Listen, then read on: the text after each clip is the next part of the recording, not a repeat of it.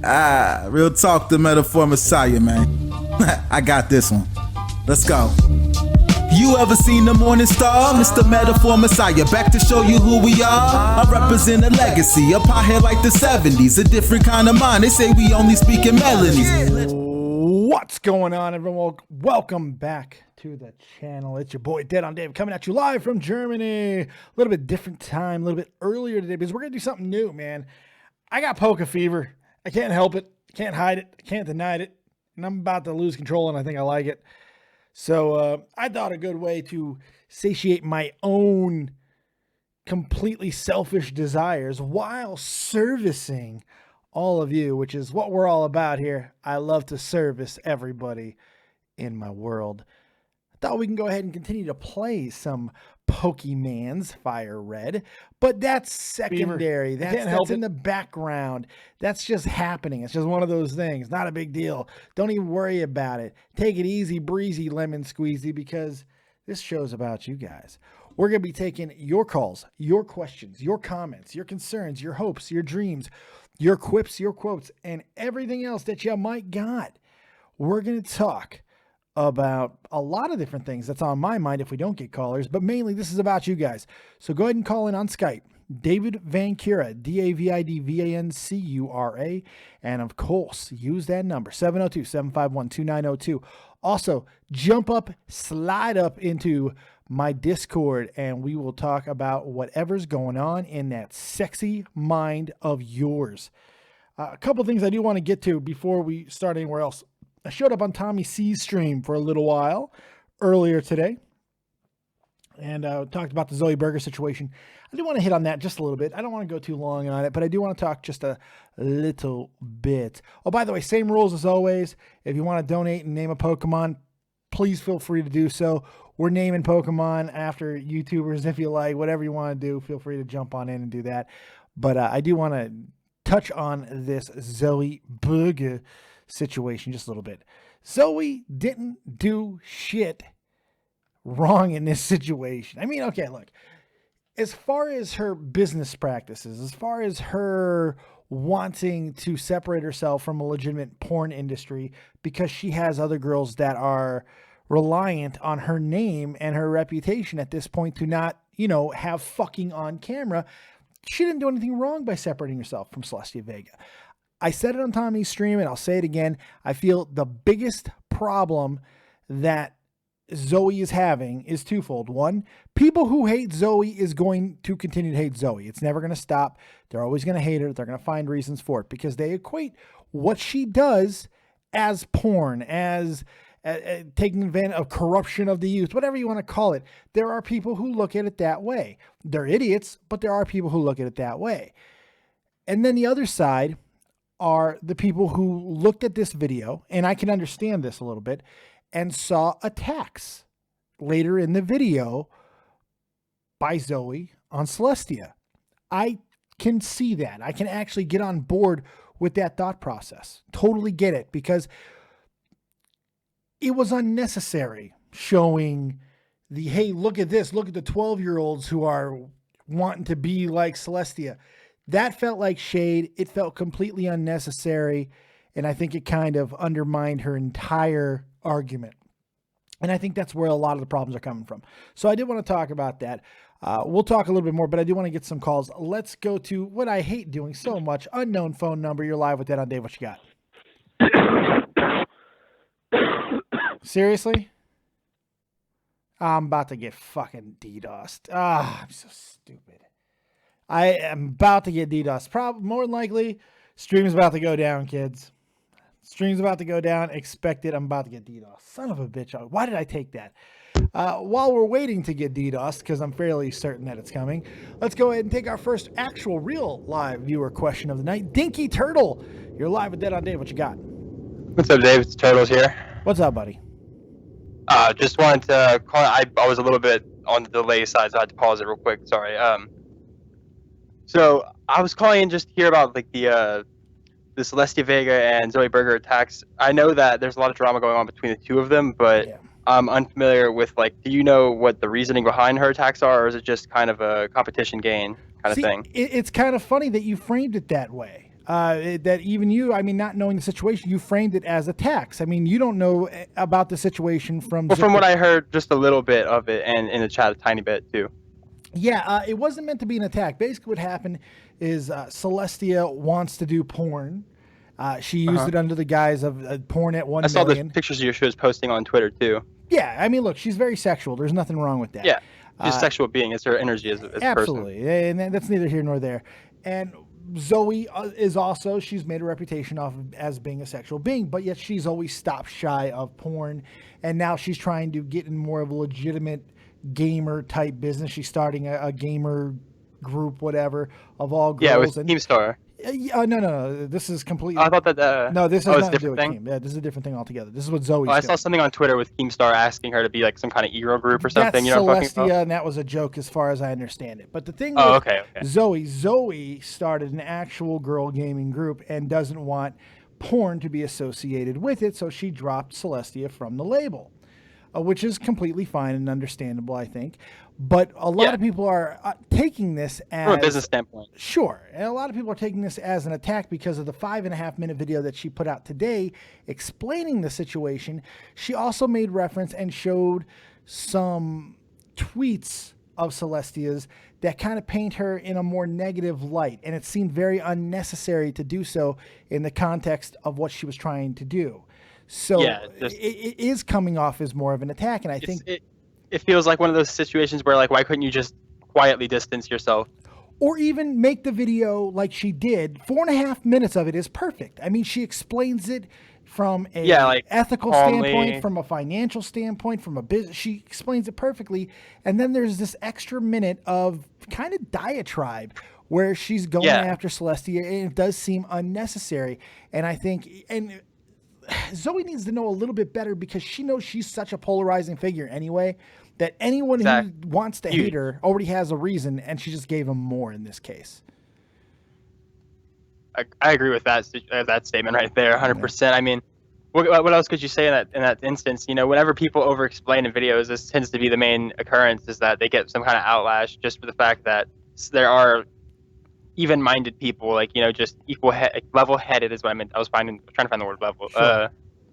Level-headed people who would just look at the situation calmly and try to figure out what's going on, you know. And I want to give you some time for some other callers, but I appreciate you taking me on. I'm about to have to go somewhere to a parade. I live in Louisiana, so it's Mardi Gras. And well, go have fun. I do have to say one thing, man. Yeah. Why is there only 21 likes in here? That's what I'm saying. Why is there only 21 likes in here? But change the hat. Maybe you could get even more. You know what? You might be right. If we get to 30 likes... I think it's the Scouter. Scouter gets the likes, in my opinion. Scouter might get the likes. 30 likes, we'll throw on the Scouter. Sound good? Sounds good to me. All right, have a great one, Dave. Night, buddy. Thanks for taking my call. Good stuff. All right, so we're off and running on the calls. A good way to start the night there. You didn't get DDoS either, so that's good. Let's go over to Discord and see what's cracking lacking over on my Discord. There are a few people up in there, so let's go with Frenchy Ben. I'd love to hear from Frenchy Ben. I'm sure he's got some interesting to talk about. So let's jump on it. Frenchy Ben, you're live with Dead on Dave. What you got? I'm doing good, but I'm tired today, Dave. Oh, that's not good. No, not necessarily. No, it's for the good cause. Oh, good. Did you fuck a lot? Are you exhausted from over fucking? Because that's completely acceptable. No, sadly. One can. I wish. Soon, I'm gonna get some poontang. Somebody is going to just pull that man bun of yours and just crave you to go deeper and deeper. So, let's go, baby. Let's do it. Right. Creepy as fuck. What do you got for me, Ben? I have a couple of little things. I just want to say that overall, I begin to be more in Discord, and I meet tons of good and fun people, and it's a nice place. At first, I thought it was shit, but no, it's better. So that's why I'm tired, because I spoke to so many people. I spoke till 6 a.m. You were going Discord crazy. My God. Yeah, I get caught into it because I created the false Tommy C account on Twitter. Yes, and I thought that Twitter was shit, and I still do think that way. But it's fun. But Yeah, but I got caught in my troll job, so I produced a lot in a week. You did. But I You tend to did. go overboard. It happens. It happens to the best of us. It's okay. Nothing that you can't come back from. No worries at all. No. I'm changing some things in my life. For example, you lost weight and you look better. You do Thank you. better.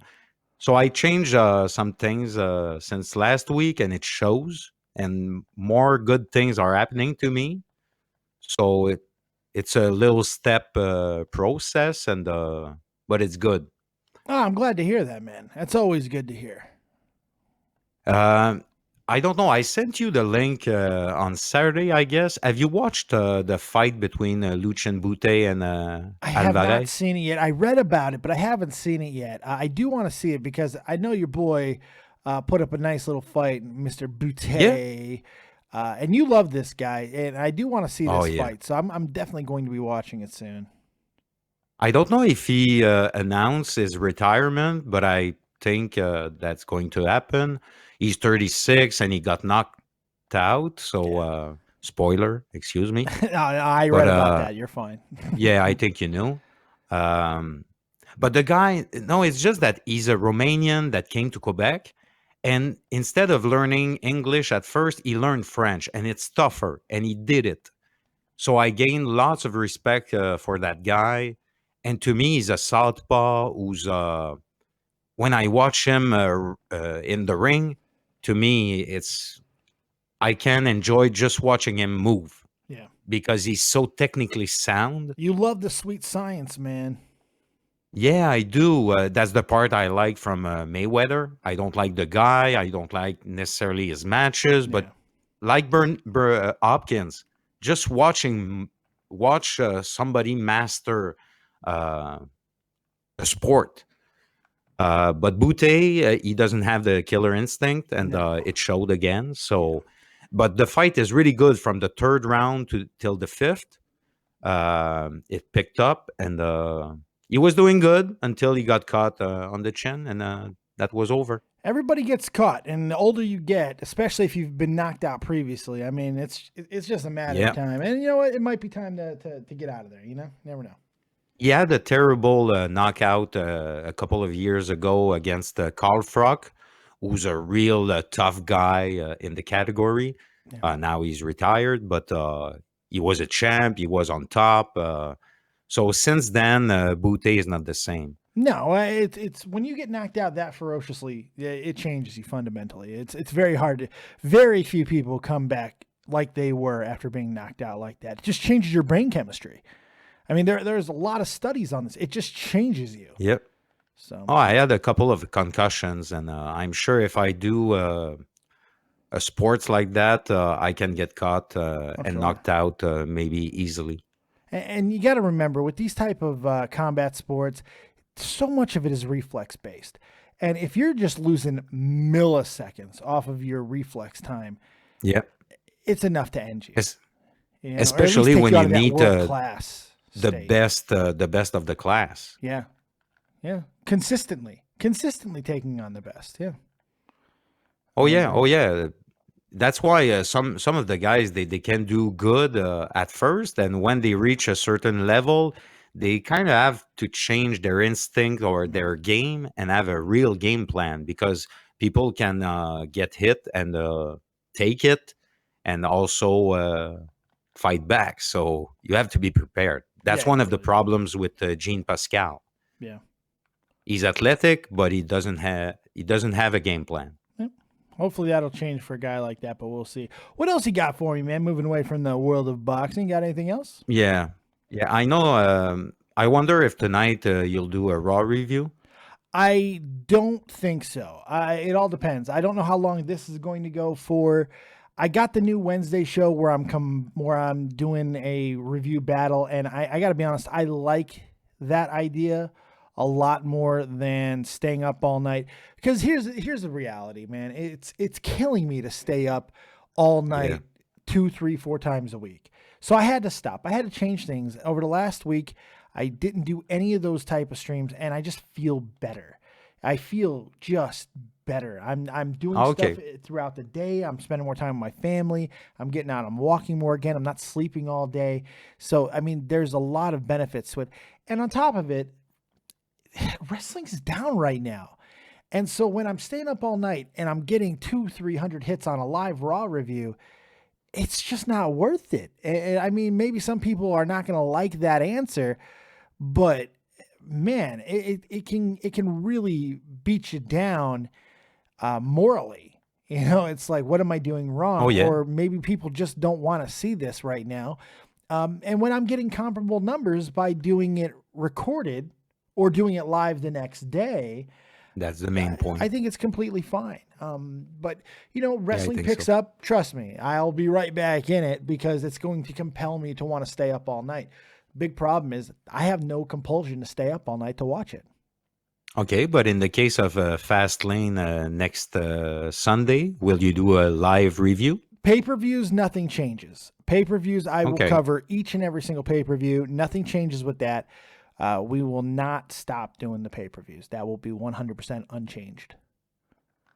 And people, last thing, people were happy to see you again on Shot from the Point today, and you brought good points. So Tommy was bashing the show, but I think it was a good one. Yeah, you know, the funny thing about Tommy is in the past, I've had an issue with that where he would shit on a show while doing the show, which I never think you should do.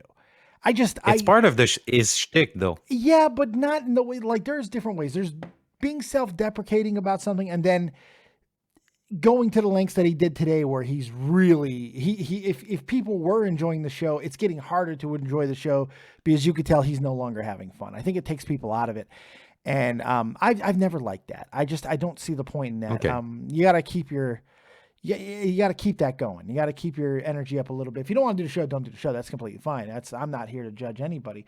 But I've just never been a fan of destroying a show while doing the show, you know? And I'm a fairly self-deprecating guy myself. I thought the show was fine. I thought most of it was fine. I know the audio stuff kind of drives them nuts. And that's completely understandable. I enjoyed coming on. I miss being on there more consistently. It was fun to jump on for a few minutes. When I heard Zoe might be coming on, I didn't want to take away from Aeon and Tommy, so that's kind of why I jumped off. And then she didn't show up anyway. And I missed Drunk Clown. I miss Drunk Clown. That's just unfortunate. Shit happens. So before I leave, I just want to say to the entire community that we have awesome people. I love you all, and have a great night. Good stuff, Frenchie Ben. You have yourself a great night, and go have some sex in Montreal, Quebec, Canada. Drink the wine, smoke the cigarettes, and have sex with the women. Thank you. Take it easy, buddy. I wish. Ciao. Always great to hear from my good buddy, Mr. Frenchie Ben. Feels like we haven't had any vagina on the show in a long time. Let's bring in the one and only Faye. You're live with that on Dave. Awesome. What you got? Hello. Hello. I'm actually in Colombia right now. Colombia? Colombia for the Carnival, which is like Mardi Gras except here. And anyway, so I thought that I would talk about, well, do you know what cultural appropriation is? Let's just say I don't. So it's kind of like one of those like Tumblr things where they say that if you dress up in like the culture of another person, it's considered to be you're racist. Oh, so, yes. Okay. All right. I know what you're talking about. Heard of this. So in the like here for Mardi Gras, it's a huge street parade, right? All day, and then drinking and partying all night. Yeah. So in the street parade, they just wear every kind of costume. You know what I mean? Like they dress up as geishas, if that's pronounced properly. I'm not sure. You know what I mean? And sure, every race and every stereotype, right? So I was just wondering, is it still racist if it's from a third world country and the people aren't white? No. But that's the thing. It was never racist to begin with. Dressing up in another person's culture is not racist. It's not. It's not a racist thing to do. If anything, it has the opposite effect. You know, I mean. Well, I'm dressed up in like the Colombian dresses, and you know what I mean, for Carnival. So Oh I hope yeah, not. we're gonna need pictures or it didn't happen. Post that shit to Twitter, because I know those dresses and they're amazing. You need to post a picture. No. of You're that one. thinking about Rio. You're thinking about Rio. Oh damn, yeah, I was. And You those know, are you men. knew too. Yes, I was thinking about Rio. But yeah, so but anyway, what I was gonna say is that yeah, so they dress up in all different races, but they also well, you know what blackface is, right? Yes. So they also cover their body with black paint, and they leave like the eyes around white, and then they put like red over their lips. Okay. Would you consider that to be a little bit more risque? It's supposed to symbolize that Carnival is for everyone, even the slaves. Yeah. It all depends. You know, it's that's a much more difficult question, because it's like, for Yeah. me, it doesn't do anything for me, but I'm not black, you know? So it's a little bit harder for me to answer that question, because me giving that type of answer could make me racist in nowadays.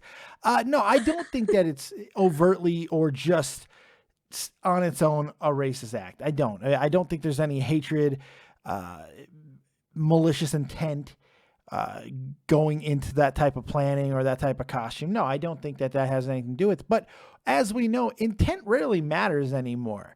It doesn't take much to get a hashtag going or a cause going or petition signed or whatever.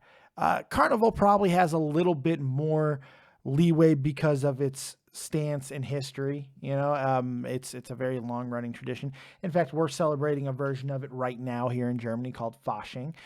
Mardi Gras is happening right now down there in Nolens. So I think, and you look at some of the costumes that happen down there in Nolens, you know, my God.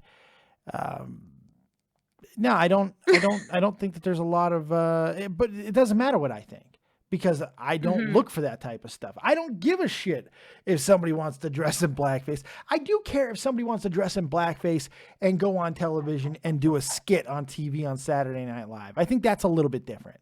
I think because you are trying to make a political point when you do something like that. I think it's completely different.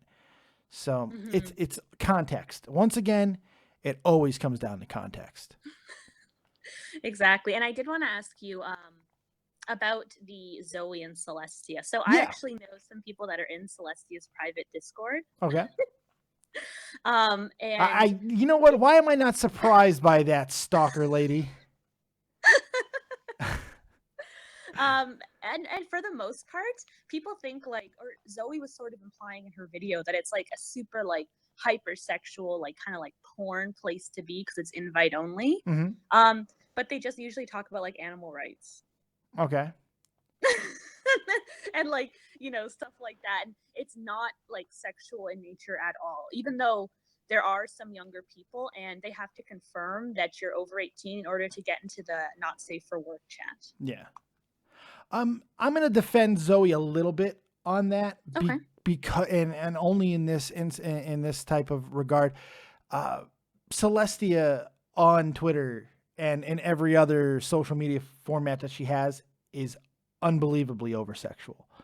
No. Yeah, 100%. So I mean, any inferring on Zoe's part that her Discord may be the exact same way, I think it's passable. It's passable.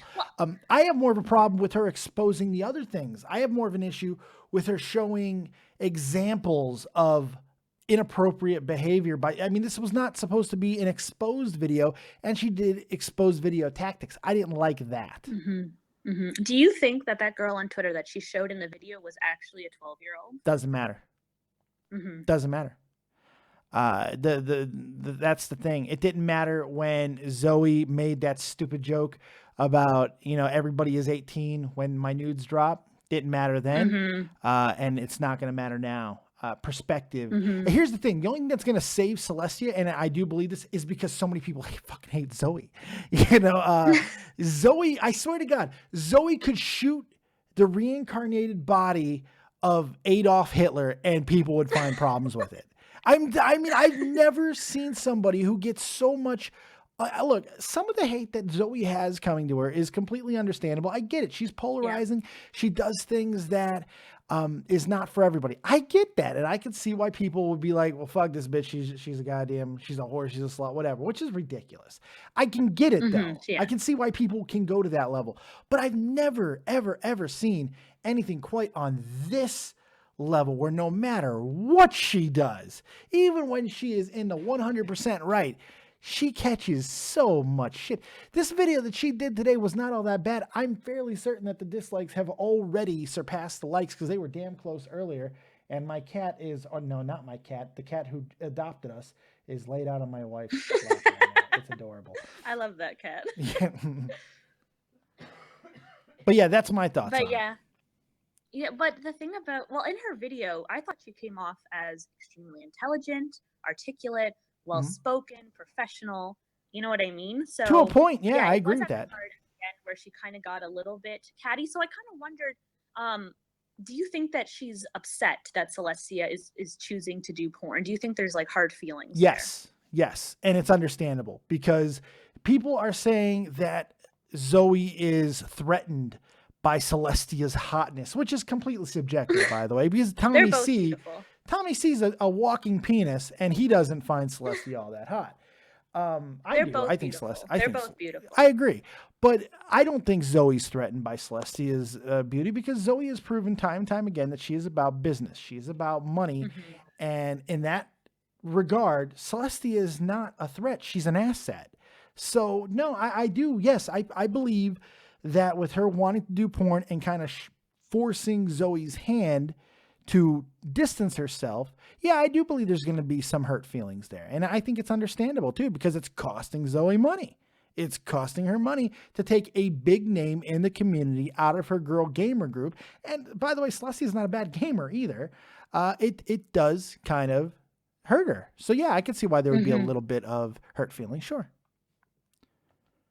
All right, well, I'm going to let you bring other people in because I don't want to take up your whole time. I love your team on Pokemon Fire Red. And also, before I leave, can you read my power level? Yes, I will. I would love to read your power level. Hold on, let's see. Anyway, am I reading it? Oh, wow, not bad. 1,472. Very good. That's an insult. Oh, no. Why? That's no, hurtful. Why would you want to be over 9,000? I can't. Why? That's a good power level. I have Super Saiyan blood. You're a human, though, as far as I know. I didn't know you had Super Saiyan blood. I'm half. Oh, well, that's a little more impressive. I mean, these scouters go on the fritz all the time, Faye. You got to give me a pass. Okay, it's because they cut off my tail. Oh, okay, fair enough. Fair enough. It's never good. All right. And you know what? If you're half Saiyan, that means the bitch will go back, so you're okay. Thank God. All right, Faye. That was way too nerdy for a lot of people. You have yourself a good night. You have a great night too. Good Bye. stuff. Great call by Miss Faye. And I still want to see pictures of her at Carnival because I'm a pervert. I'm a big old pervert. Let's keep the train around. I'm not taking unknown phone callers, guys. Not doing it. Last guy just coughed in my ear. Not happening. Not taking them. I will take other calls, though, but not unknown phone callers. We are playing Pokemon. We're having a good time and stuff, but Pokemon is not the major focus of this stream. So if I stop playing every now and then to talk to you guys, please be understanding of that. No more callers are coming in from Skype. So let's go ahead, go back to the Discord, and let's bring in Miss Aeon. We're going to keep the vagina train a-rolling. What's going on, Aeon? You're live with Dan on Dave. Why aren't you using my bold pussy on your team? I would love nothing more in my life than to manipulate your pussy on my stream. But I can't right now because it does not work to my advantage to have your bold pussy on my stream. But it's a beautiful pussy. It's a gorgeous pussy. It's got just the right amount of hair. It's fantastic. It really is. It's manicured well. It's adorable. You should be proud. I am proud of my pussy. What's up, Aeon? I need like a normal. I'm still cringing and laughing from the end of fucking Tommy's stream today. Oh, you mean when you said you wanted to curb stomp a child, a baby? Is that what you're referring to? No, the part where Todd asked me to make a sex noise. Oh yeah, the sex. Yeah, you had to be a little more specific. That was bad too. The ending of that was just so fucking weird. My God. My God. I'm still cringing a little bit. It was funny. It was funny. Drunk clown is the best clown. Jesus Christ. He Yeah, was fucked up. Oh my God, was he fucked up? I wonder if he's gonna regret asking me that tomorrow. No, Clown doesn't do a lot of regretting, and because there are very few things that with you that people are going to feel bad about asking because you're such a good sport with almost anything. That doesn't mean that people can come up to you and show you their ball sack or anything, but you're a very good sport about things, and you're very, come on, you just came on here and asked me to fucking play with your pussy. I mean, come on. Yeah, play with my pussy. My pussy wants to fight. You know what the best part of this conversation is? What? My wife is sitting 2 feet from me. It's the best, and she's just big She smile knows on the her pussy face. we're talking about. She knows the pussy. Yeah, and the best part of it is because she started this entire conversation. She's the one who told me to do this. She had a much worse name, friggin' Aeon's ass cat. Which I couldn't fit. Yeah. Also, I kind of like Aeon's pussy a lot more as a name, to be honest. I love Aeon's pussy. I only like the word ass if it's like if we're talking about an ass hat. Right. People are asking me moaning video at 1 million. You should do. How about If you got? Go ahead. Fun random fact, Dave, and I think I've talked about this in Discord a few times, but I actually did do voice acting for a hentai once. So if you can find that, you can hear me moan. Did you? That's no bullshit. You really did? No, I did.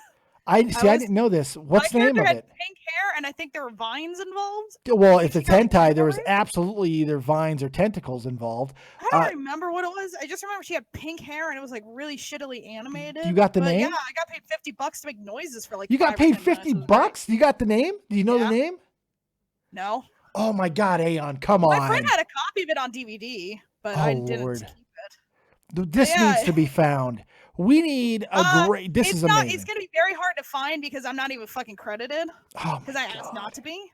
Oh, come I on. was just doing it as a favor to a friend. Oh my God. All right. My friend was like, "Hey, you want to make $50?" I'm like, "What do you want me to do?" He's like, "I just need to do some voice acting." I'm like, "Okay." And then I just went, and it was fucking hentai. What was the exact line? I just made noises. What kind of noises? I want to hear the noises. Like that, and like just, I got you to do what Clown couldn't get you to do. I'm better than Clown. I win. I win. Get right, Clown. I beat Clown in something. Yeah. I didn't even like put in any effort into those moans. To be Didn't need to. It goes right in the bank. Don't worry about Jesus it. Christ. But yeah, that's a fun story off of my end. Oh my God. Probably the most random thing I've ever done in my goddamn life. We've got to find this. This has to get found. I've tried to find it, in all honesty. I'm sure. I Why can't wouldn't find you? It's amazing. It's amazing. I think my character was in it like 2 or 3 minutes. Wait. David Peterson in the chat says, "Drop Aeon from the stream. She was in a porno." Oh my God! I'm gonna Celestia Vega your ass. You're gone. I can't be associated. I exposed myself. Can't be associated with you. I'm sorry. It's not gonna work for me. No, the $50 wasn't worth it. But I wanna be on Nerd and the Jerk. What? I don't remember what I bought. I think I bought Pokemon with it. Oh, I bought one of good the Pokemon purchase. games. Good Yeah, purchase. I don't remember. I bought a video game with it. Nice. And then I had lunch, because like the game was $40, and then I went and got lunch while I was out. That's not bad.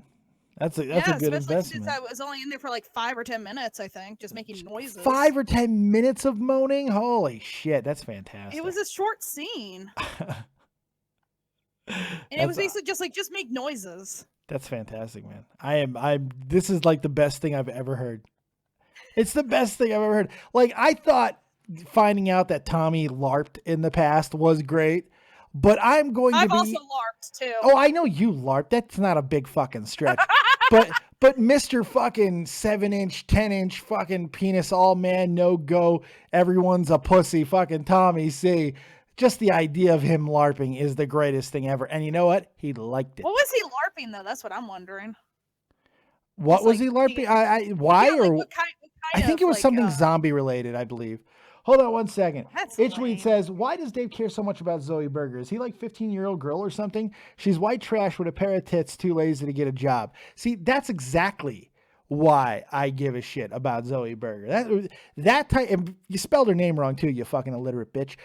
This type of unfucking do just ridiculous fucking frivolous hatred is exactly why I fucking talk about Zoe Burger. Not all the time, by the way, because it's been like months because I was a little salty that she unfollowed me, to be completely honest. But it's ridiculous that so many people just, without any fucking due course, just hate on this woman for absolutely fucking no reason. None. Because all you have to do is simply not fucking watch. Calling her a whore? Why? Why? Who the fuck are you to judge anybody? You know it's how ridiculous. society is. They don't like sex and shit. It's fucking prude. Go fucking prude. yeah. Weird. Go to a nice little colony, you fucking Puritan. Get the fuck out of my hentai. As a matter of fact, here, do you hate Aeon because she was in a hentai? You fucking idiot. Here, go ahead, take a goddamn time out. Think about your life choices. Come back when you grow up a little bit, you dumb bitch. Anyway, what else you got for me, Miss Aeon?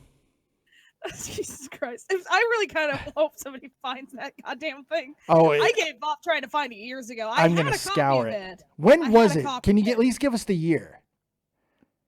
No, because like it was an old hentai. It was like an old one that was getting dubbed. Oh, well, when did you do it though? Do you at least know when you did it? Shit. I was in 19 or 20, I'd say. So it was at least like. So 6 years ago. 6 or 7 years. 6 or 7 years ago. God, I don't know. I just remember that the main question was, are you 18? I said, yeah. It's like, okay, you want to make $50? You want $50? Or I'm like, yeah. That sounds like a great way. Make sex noises. I was like, what? Oh man, that story, like the way you told the story the first time was way better than you just told the story. Because had you told that story that way the first time and it would have just went like this. Yeah, some guy came up and asked me, "Hey, are you 18? Do you want to make $50? Just make sex noises." No, that's my friend was like, my friend knew like how old I was, and he was like, "Hey, you want to make $50?" I'm like, "Doing what?" We need where I work. We need like a voice actress. It'll take like 5 or 10 minutes. I'm like, okay. So we went, and the guy was like, "Hey, you 18?" I'm like, "Yes." He was like, "Okay, I need you to do this." So I got $50 in cash, and then I wandered off. How did you get into your character? I mean, not to turn a phrase. Oh, it was awkward because I was like I'm still like a fucking virgin at 26. It's just sad. It was like it was the most awkward noises. I just thought of like every porn I'd ever seen. I channeled a little bit of the porno of the Super Hornio brothers, like the moans that like Princess Pooch or whatever the fuck her name was made in that. God damn, nice. And I just made noises for like 5 or 10 minutes. By the way, I'm giving you your second Pokemon named Pokemon. Named Pokemon. Ooh. Even without donating. Everybody else has to donate, but now this Mankey, which is a monkey, which is a euphemism for vagina, which is the whole reason why I'm doing it, is now going to be named Aeon's Moans. Aeon's yeah. Aeon's You spelled Aeon wrong though. Oh shit. Okay, wait a second. No, I did. I fucked it. God damn it. No, I fucked it. Oh my god. I pulled up the stream to look at it. It's okay. Like Clown fucking called me Angie today. Yeah, he did, which was grete. By the way, Isaiah Ross said he'd have sex with you, so that's good. You know, you got that going for you. You do not want to have sex with me. No one wants to have sex with us. Even I can't believe I fucked up the name. Ooh, an Onyx. I'm gonna catch a special needs Onyx. How do you even pronounce that? Aoens? Man, I'll go to the name rater and I'll fix that. Don't worry. I know it's misspelled, you bunch of fucking assholes. I know. You gotta wait for them to catch up on the stream, man. I mean, they are watching like a 30-second delay. Yeah, I know. I counted earlier to see how long the fucking delay was. It's like 26 seconds. So now you have Aeon's pussy and Aeon's moans. Yeah. Yes. The obsession is real. The obsession is real. I'm going to take some other calls. You got anything else for me? No. Today was weird. I would say so. There was too much discussion of my pussy and porn and just weird shit. You bring it on yourself. I do. You totally bring it on yourself. I'm going to kill myself. Don't do that because then what are we going to laugh at? All right? We can't laugh at that. Death? No, that's tragedy. No, I'd cry. I would weep. I'd have to give a fucking like a speech on this channel about and about suicide and all kinds of. No, don't do that to me. don't inconvenience inconvenience my life with that. Oh, please. you don't want me to inconvenience your life? Exactly. You'd be giving me so much to do. So don't do that, okay? My body, my choice. There Sorry, you go, right? Arnold Schwarzenegger. I was Arnold Schwarzenegger. I was trying to quote from Juniors. Yeah, which is just yet another reason to get you out of here. Just another reason to get you out of here, Aeon. I don't blame you. I'll see myself. Later. You have a good one, man. Oh, I do love the Miss Aeon. She's fantastic. Let's keep this thing going with a known good caller. It looks like the Skype calls have dried up, so I'm not even going to bother with the Skype. Just a way to get fucking DDoSed, really. So, Will Dillon, Rodimus8 on Twitter, Gaming Fault on YouTube. He's here. He's live. What do you got for us there, big boy? Hey, Dave. Actually, dude, I wanted to talk about you for a change. I talk about me all the time. Yeah, but Pokemon, you've got me back into playing Pokemon. And awesome. Just watching like all the things like you've done, obviously with the stream, but the amazing things like I've watched some of your past videos, and like how you explained how like Pokemon Go has been brilliant for you, Mel, and your daughter, and it's obviously helped you as well. Yeah. It's been one of the things to actually sit and watch. It's been brilliant, and getting back into it again, just sitting watching the streams, playing it on the Game Boy Color. It's been brilliant, dude. So thank you again. No, hey, no problem, man. I'm really glad that when I hear that, I've had a lot of people tell me that, and when I hear, hey, you've got me back into Pokemon and stuff, it feels good because it's such a good game and it's so much fun to play, and it's good that watching my stream has helped people get back into the game. So that's cool. Yeah, because I've not played it since probably my teenage years. Yeah. And just been watching it the last couple of days. It's been fun. It's been so funny. But like yourself, I'm a grinder, so it's like you've got to do it one way and that's it. It's the only way you can do it. But with like the Pokemon Go, like 'cause me and my wife tried it at the start, and like when I was just going back watching some of the old videos, and like you were saying, like it's helped me get back out. It's helped me like just if I'm walking for like an hour. Yeah. But we're catching Pokemon at the time, and it was good. It was honestly good to hear, dude. Like so, what's Pokemon's done for you? Yeah. Well, it's the game itself, the Pokemon Go, which look, it's a broken game. I get that. It's way better to play now. I mean, since the latest updates and stuff, the game is way more playable. And so from that standpoint, it's been fun to watch it grow. But it was really nice just to have an extra little excuse to get out and walk. I mean, I guess some people don't need that. I'm in constant pain all the time. It doesn't stop. I'm in pain right at this second. I was in pain 20 seconds ago, and I'll be in pain a minute in the future. I'm always in pain. There's pain in my groin, back, legs, arm, constantly. It doesn't stop. So sometimes just the prospect of going and taking a small walk, even around the block, it is very taxing because I know where it could possibly lead. So many times I've done something small. I was going to college, winds up in a hospital. I'm looking at my wife because she's went through all of this with me. So she was worried when I started playing Pokemon. But being able to walk slowly and catch these little virtual monsters has just helped. It's just helped. Yeah, I've got to get back into the Pokemon Go myself. I definitely do. It's one thing I remember the craze. Then after that, I just died off it. It's only going to get better. The game's only going to get better when they do finally put in trading and 1 versus 1. When 1v1 comes in, that game's going to be hard to stop. It's going to be it. It is. To see what's going to happen, dude. people are going to lose their fucking minds when that game goes 1v1. People are going to lose their shit. Because I think it's going to be so much fun. Because there's still going to be some tweaks to the battle mechanics, obviously. But, man, when that goes 1v1, it's going to be awesome. I can't wait for it. It's going to be great. Yeah, dude, definitely. No, but that's all I wanted to say, dude.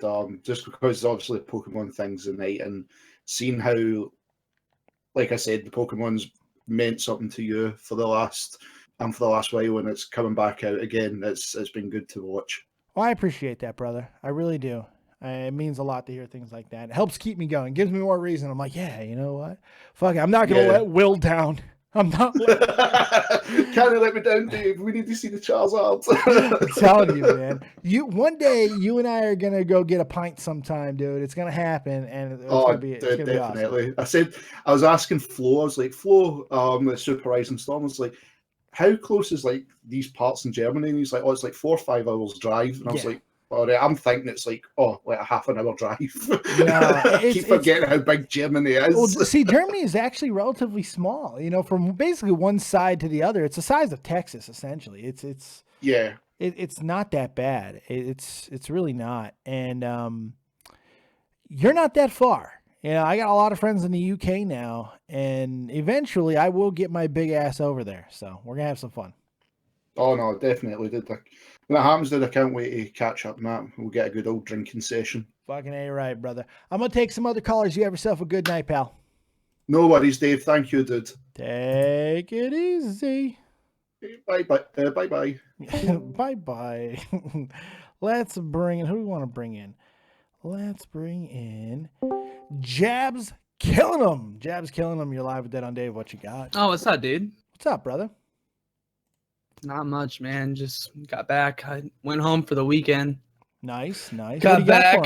So I've been not shit, dude. I don't know why I was in the chat. Sweet fucking baby Jesus. I love that. I love that. I love it so much that I've got Dave, I just wanted to talk to you, man. Well, I'm doing a show, you mong. Yeah, but all right, I guess I'll add something. I'll contribute a little bit. Thank you. I'm not asking for much here. What's your favorite Pokemon? I'm sure you've already answered that a million times. Many times. You know. Charizard, but at least you know what? I'll give you an A for effort. I'll also give you an F for execution. The F stands for go fuck. You have a good night, Jeff. What Pokemon game I meant? Oh, game. Pokemon Yellow. Favorite game. All right. You can get me the fuck out of here. All right, love you, Dave. Love you too, buddy. You have a good night. Let's keep the calls rolling in. Let's go to Benjo. Benjo, you're live with Dead on Dave. What you got? Hello, mate. Hello, mate. First time calling in. Nice. Didn't really have a lot of stuff to talk about. That's all right. As long as you got one decent thing, you're ahead of the curve. Top 3 favorite Pokemon. Oh Christ. Charizard. Gyarados. I'm an original type guy. I like the originals. Porygon. I'm gonna go nice. Porygon. Yeah. I'm gonna get pretentious and pick Porygon. Before I go, yes, I just want to do a little shout out. Frenchy Ben, you better watch your back because I'm coming for your I'm coming for your spot as number 1 Ben. Oh. So you better watch out, young man. You hear that, Ben? You better sleep on your back because if you don't, Benjo's gonna. I'm coming. You have yourself a good night, Ben. All right. Night, mate. Take it easy. Good stuff. Let's take another caller. We're going to go back to Skype for a moment. 917, you're live with Dead on Dave. What you got? What's up, Dave? What's up, I think I know why people keep giving Zoe Burger so much shit. Okay. I think I find out why. All right. I think it's because, you know, we live in the U.S. The U.S. still has a very strong foundation with religious zealots, and they believe in fairies that fly in the clouds and a big fairy who lives underground and causes people to do bad things and all that crap. And in this society, with the type of content Zoe Burger pits out, a type of woman she is or who we think she is kind of taboo. So I think because it does. That's the only solution I can think of. Because as a man, I don't understand why anybody else, for any other reason, especially men, would look at a girl who takes her clothes off on camera and shit on her. Especially with all the sexually frustrated youth in this country, it doesn't make any sense. I think it's much simpler than that. I don't think it is that. Not in a world with Miley Cyrus and even going back farther than that to days of Madonna in the 80s.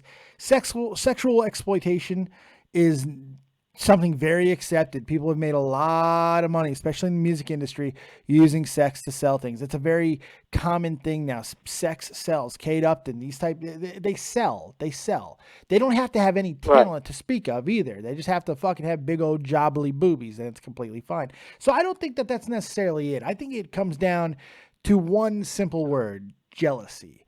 And some people are not going to like that. But the reality is, people are jealous over the fact that a woman that some subjectively, very subjectively, think has no talent is making a fuck ton, not a little bit, a fuck ton of money off of YouTube in many different ways, in some aspects exploiting loopholes in the rules to do so. And now, not only that, they were already had problems with that aspect of it, with the donations, with her getting the views, the monetization, all of that stuff. But now she's trying to turn that into a legitimate entity by starting a all-girl gaming team in an industry which some people feel that she has been a detriment to up until that point. It's just pure jealousy, which is okay. I can get behind pure fucking jealousy. I mean, we all have it. But to try to hide it behind this fucking, she's ruining the children, it's disingenuous. It's a false narrative, to borrow a phrase from my good buddy Tommy C. And it's actually dangerous politically. And that's where I have a problem. So. Yeah, I guess jealousy. Maybe people just don't like things they don't understand. And that's, I maybe, think but there's not a lot of stuff to understand about Zoe Burger. It's very cut and dry. And the thing about it is she owns it. It's not like she's somebody pretending to be somebody else. She's very self-aware of who she is and how she made her fame. And that's another reason why I do fucking respect her, is the fact that she just owns it. And like, there are a lot of e-girls and cam girls that I think are absolutely shit human beings because they're dishonest. They're dishonest about who they are. Zoe's not. She's very fucking honest about who she is. That's why I like Zoe. That's why I support Zoe. If she was fucking intellectually dishonest about the person that she was or about anything that she has done, then I would have a much different way. I don't think what she's doing with Celestia is fucking hypocritical. I don't see the hypocrisy in it because I think it's apples and oranges. The people who see hypocrisy in it are the ones who think that stripping and twerking is the same as taking a cock in the mouth and the ass on camera. It's not the same thing. Not the sponsors. Well, that's what she needs to stop doing, I think. She needs to stop telling people she's not a slut because that's really bad for business. We have it in our heads. Well, some people have it in their heads that she's a slut. She's a whore, she's a skank, she lays down with anybody, and she's making money off of that philosophy. She keeps telling people she's a Mormon, does all this crap. I don't think that's how she's making money at all. She's making money off of you shaking my ass for a $20 bill, which is not whoring herself in the sense that people are trying to use it. It's not prostitution. It's not fucking people. Look, if she's a whore, then I'm a whore. I have taken money, good amounts of money, by the way, and so is my wife. My wife has taken $500 in one donation to eat a pepper. What is the fucking difference? Because we're not showing our ass or our tits? It's the same fucking concept. We're taking money on a stream from people to do something with our bodies. It's a form of exploitation. But because she's got big fucking tits and maybe not a lot of personality to some people or skill, they want to be jealous over that fact because they're probably a better gamer than her and they can't get their fucking YouTube channel off the goddamn ground. That's not right, man. That's fucking wrong. No, what I'm saying is, like, I don't think she's a slut or a whore at all. I think people would think that about her, but in order for her to keep that image of her that she has now that she's making money off of, she's the top. Stop telling people she's a slut. She doesn't have to be honest and say that she is. Tell people, let people keep thinking that and keep putting money in her pocket. No, you never let the truth get in the way of a good story, especially when that narrative makes you money. All depends on the situation. I don't really see her embracing. I've seen her get upset over the fact that people think she's a slut. So I don't really see her going in the I'm a slut, because I don't think she thinks she's a slut. So She doesn't have to. It doesn't matter. Yeah, Just exactly. tell people It's that about perception, and that's you don't need to correct it either. You just need to own it. It's not about correcting or living the lifestyle. It's just about owning it. Owning the idea that people can think whatever they want about you. You know, this week has been really interesting. We've seen a lot of people in the smaller end of the community and even in some of the bigger ends of the community fall prey to perception. We see people not being able to deal with aspects of fame or influence, or even the idea that people can reach you on Twitter. People are being easily manipulated to respond to things that they don't necessarily have to respond, and it's causing more drama than absolutely needs to. And that's the thing. You don't always need to come back and combat things. You just got to own who you are. Stop being insecure, and everything else will fucking work out, man. One last thing before I go. What do you think of Beth in Hall of Fame? Love it. Absolutely love it. I think Beth Phoenix has done a hell of a lot, especially at the time that she was in the WWE. She's absolutely earned it. She's a fantastic performer, very talented. I just wish she would have had a little bit longer of a run, but given the time that she has, and it being comparable to some of the other Hall of Famers, especially modern era female Hall of Famers, it's a very comparable career. And she's exceptional, and I love Beth Phoenix. Do you think they're going to be a lot of China chants during her speech? No, I don't. I don't think there'll be one because I think Beth stands on her own. I think Beth's career is different than China's. There was a woman who went in last year, so I think Miss Jacqueline, who was also very masculine in her, and also somebody who fought men, and there wasn't a China chat during that, to my knowledge. I don't think there will be. I don't think that there's a need for it. Although obviously there could, but usually the Hall of Fame crowds are pretty good about stuff like that. So. All right. Well, thanks for taking my call. No problem, buddy. You have yourself a good night. All right. Speak to you later. Talk to you later, man. Good stuff. Got a little bit of wrestling talk in there. I'm going to talk a little bit here about the Hardys too. I want to talk about the Hardys and their TNA situation because I find it really fascinating. But before we do that, let's bring in Man with a Van. You're live with Dead on Dave. What you got? What's up, buddy? So, kind of wanted to go back a couple callers because I kind of caught my interest with the person who was in Colombia. I think it was Faye. Colombia, said that, Faye. Yeah, she said that there was people going around. Well, first off, she talked about cultural appropriation. Yes. Which I totally am on board with you with that being kind of a silly notion and it working to the contrary where notion, sure. And especially with it working to the contrary, that you're in a way paying respects, you're appreciating culture, especially if you're representing it in an honest and earnest sense. Well, when I was a kid, I don't mean to cut you off. Well, I do it to everybody. I apologize for that. When I was a kid, we had multicultural days at school. We had many multicultural days at school. I mean, I remember watching a terrible, terrible episode of Saved by the Bell. And this is going to sound ridiculous, but there is a point to it, where Zach, Mark Paul Gosselaar, dressed up like an Indian twice in the same episode. First time he acted like a savage. The second time it was full headgear, and because he found that he had some Indian in his bloodline and all this stuff, and he did it a little bit more respectful, but it's still kind of ridiculous. Never thought anything about it because I remember that I had seen people dress up in different cultures at my school at that same time because I was in school at the time, and never really thought anything about it. In fact, I'm like, okay, they're paying a little bit of respect and homage to their cultures, and that's completely fine. Fast forward to now, Mark Paul Gosselaar apologizes for that video, for that movie, for that show, for that episode all the fucking time. All the time. He apologizes for it. It's unbelievable that the world that we live in now can look at something in a TV show format and find something wrong with it in that regard. It makes me absolutely insane. It really does. Right. The one of the big points that I wanted to bring up to anyone who might think that I don't know if in your cultural day whether it was like a guideline or just a trend where like the people, you were talking about people dressing up as cultures, like whether or not they dressed up in the culture that they were from, because I think the biggest thing is like say if you aren't an Indian, dressing up as an Indian, even if it's respectfully. Yeah, I do.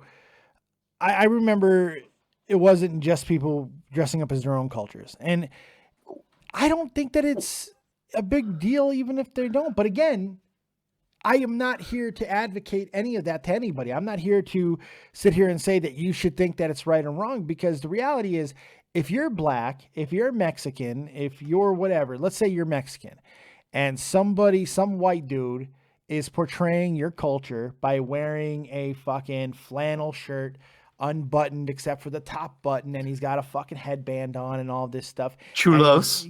And he's walking around fucking acting like a cholo, and he's saying that he's doing it in a respectful manner towards your culture. If you want to be offended by that, and if you even want to take a swing at that guy or have a talking to him or whatever, that's your personal fucking right. Now, whatever course of action you decide to take, there's consequences for it. Obviously, if you take a swing at the guy, you're probably going to jail, but you have to accept that. Once again, it comes back to owning, right? I mean, that's what it always comes back to. There's two big things that I would talk about. Are you familiar with the phrase mens rea and actus rea? Yes, mens rea. So yes. for anyone that doesn't know, mens rea is Latin for the guilty act, and then actus rea is the guilty act, and then mens rea is the guilty mind. Yes. And so in a court of law, it's often spoken about that usually for a full severity crime, there needs to be both of those conditions. So even if through your purview or your lens, you thought that somebody dressing up in a certain culture was something that they shouldn't be doing, for it to be full-blown, racism, for your label of them being racist to have any sort of weight to it, they would also have to have the guilty mind, meaning they're going into it with the idea in their head, whether subconsciously or fully consciously, and whether they're upfront about it or not, that, they have a distaste for that culture, or they're trying to put forward a bad image of that, of that culture. So I think that unless you have both of those factors, then trying to pin somebody as racist for that probably doesn't have too much weight to it. The only problem that I could see with your logic here, and it's not even a big thing, is that you're talking in regards to law, to legality. And in 90%, 95, 99 probably % of situations that we're talking about, these aren't legal situations. People aren't suing each other. I wasn't trying to make it sort of like a false equivalency to law. I was just I get what you're saying. It was a principle that can be applied in that in that sort of situation, I'd say. And also another big thing is that it's something that I hear a lot, and it's sort of it could be a pillar of just the way that you view the world. Let me died out of me a little bit. Hear me?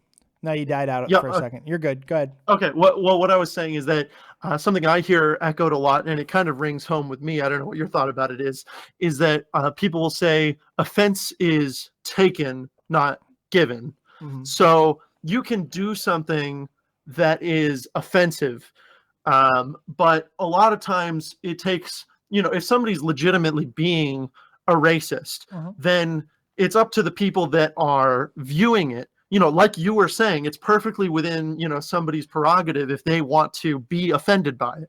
I'm going to tell you a story. I got a great story that's perfect to this. And it's perfect. I think it'll sum it up quite well. And I get to tell I'd like to finish when you're... go ahead and finish your point. I didn't know when you were going to stop. All I was going to say is that I wouldn't discount somebody say, like using that example, like if that person who has a Mexican culture is offended, honestly, I wouldn't discount them for that. But on the contrary, if somebody were to just choose to not be offended and decide to be the bigger person and let it aside, they're the only winner in the situation. The person who's racist is obviously going to face all sorts of trouble because of their viewpoint and because of their actions through their life.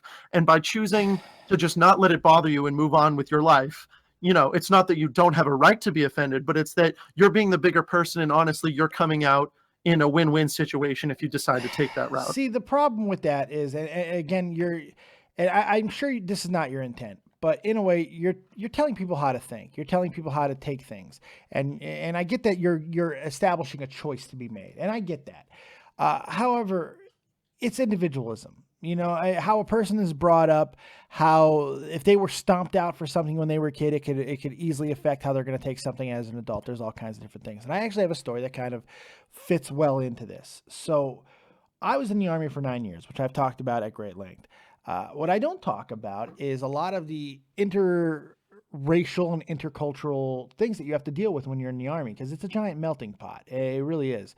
so many cultures, so many races come together, and we all have to work together with the same goal of sometimes just staying the fuck alive. I was a communications guy. I was in Commo, and I was in what was known as a headquarters and headquarters platoon and company, excuse me, a headquarters and headquarters company, which has all kinds of different, jobs and MOSs kind of combined. We got communications, we got mortars, scouts, fucking operations, all kinds of people. It's just a big hodgepodge, and we're all together because we are the ones that are taking care of the command group, essentially, right? So we have a group of mortars. They fire mortars. You know, I don't know if you know what a mortar is, but they fire mortars. Yep, It's what their whole job is. And most of the platoon was black. They were black. And a lot of them were my friends. I hung out with a great deal of them. So I heard this one guy constantly walk into rooms, white and black people, it didn't matter, and he would use the word jig. Every time in my life up to that point, I have only heard the word jig used to describe a fishing lure.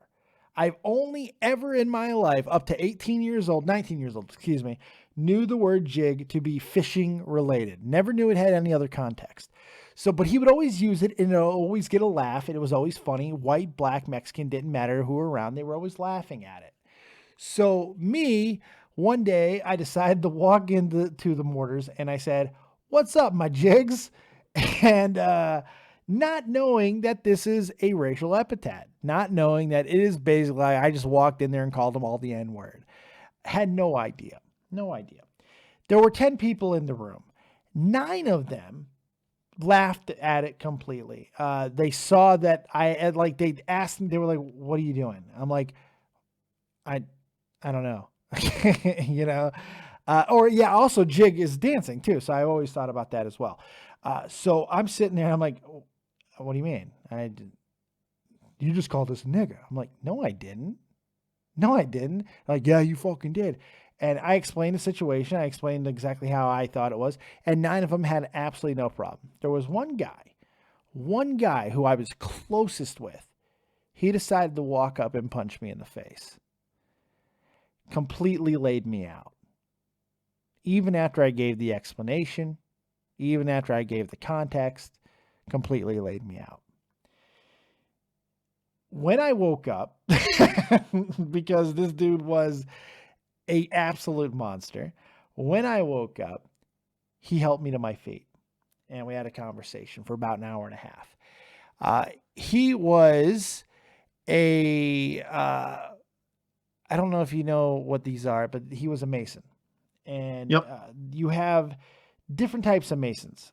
In the Army, Masonry takes on a different form. It's predominantly black, predominantly almost, I don't even want to call it a racial group, but in a lot of times, depending on where you are, especially over here in Germany, it is.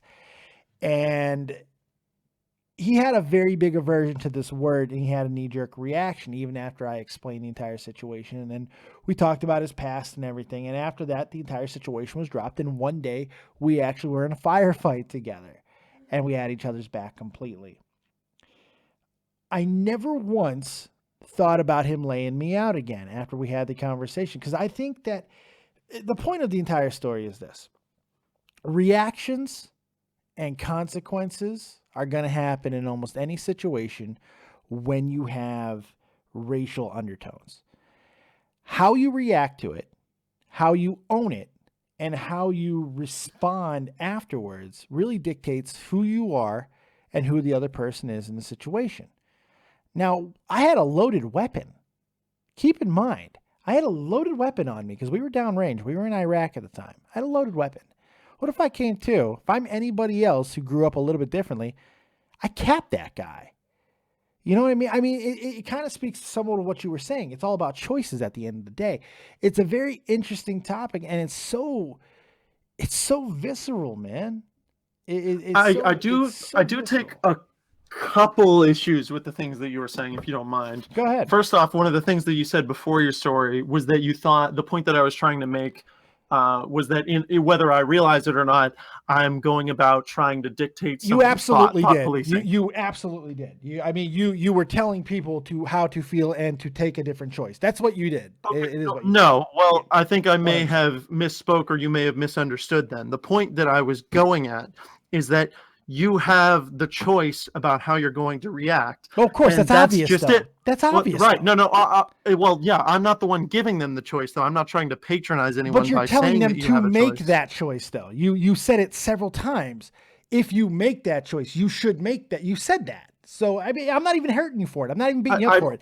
You're having much more of a problem with it than you probably should, because it's not that big of a deal. Well, what also I was going to say was the fact that regardless of how they react and what I think of how they react, that doesn't change their right to react in that way. Absolutely. But I do take issue with what you were saying. You said before the story, and you kind of implied it with the message of your story, was that I think in a pragmatic sense, you think that sometimes if somebody says something that is just that visceral, like to use the word that you had, that sometimes violence can be justified. No, not justified. Not justified. Expected. Not justified. Expected. Okay. Expected or justified. In a pragmatic sense, they become close. And I think that can be a slippery slope. How old are you? The context. How old are you? You're under 22, aren't you? Yeah. Yeah, it fucking tells. You need some life experience, pal. I don't mean to say it so fucking blunt, but you need some life experience. I'm just being 100% honest. Do you care to elaborate? Yes, very, very easily so. You're trying to frame this like I was attacking you. I wasn't. All I was trying to do was simply let you know that the world doesn't work in that black and white way, and how you were trying to frame it. It's all. I don't know why you took so much exception to some of the things that I said in return. But my God, man, once you get out there in the world a little bit more, it's not about what should or shouldn't be. It's what is. Plain and simple. It's what is. And you're going to learn that with time. Do you go to college? Bet you do. No, I think You've never been to college? We spoke. Well, I have been, but we spoke previously so about you how I'm did. going You into just Marines. tried to lie to me because you knew that I was going to nail you. Yeah, I knew you went to college. You're speaking very much like a college boy right now. Well, I went to college for less than a semester. We spoke earlier about how I'm going into the Marines. Oh, who are you again? I'm sorry. I mean, I talked to a lot. I'm the guy that called in a while ago asking about your ASVAB and so forth. Oh yeah, okay. Oh yeah. Now this makes a lot more sense. Okay. Yeah, don't go to the Marines. Yeah. Okay. Well, you will have a hard time in the Marines. After having this conversation with you, don't go to the Marines. So you're talking about what is, and that you just have to accept it as a fact of life. So you're saying that not accept, or not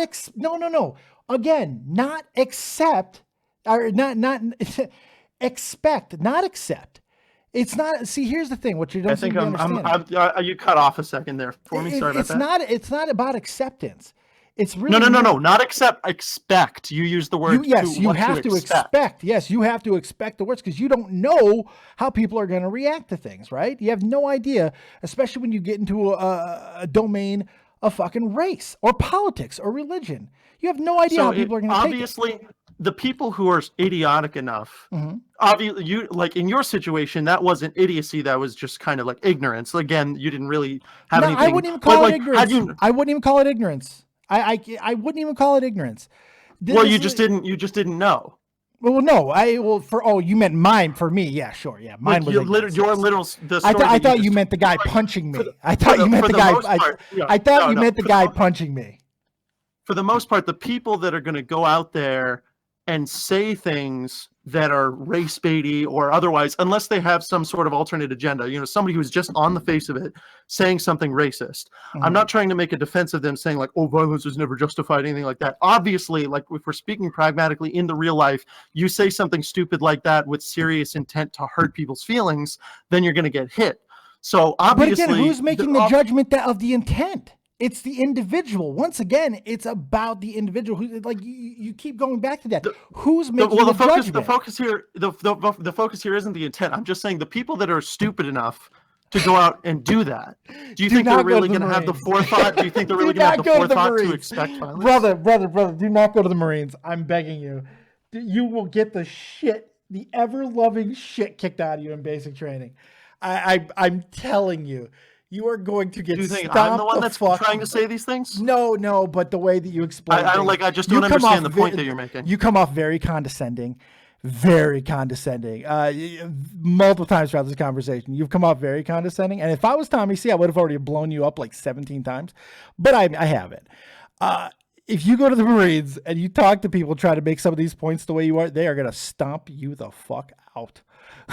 I'm telling you, brother. It's just like I guess I just don't understand then. Like, could you tell me what you mean by, like, give me an example of where you thought I was being condescending? Basically, the entire, like, every time that you tried to take exception to something that I was saying when I wasn't really even attributing to you at times, you took things to a much deeper place than it was intended to go. Well, I guess this whole conversation. I'm trying to make a thought experiment. Which you brought, part of the problem.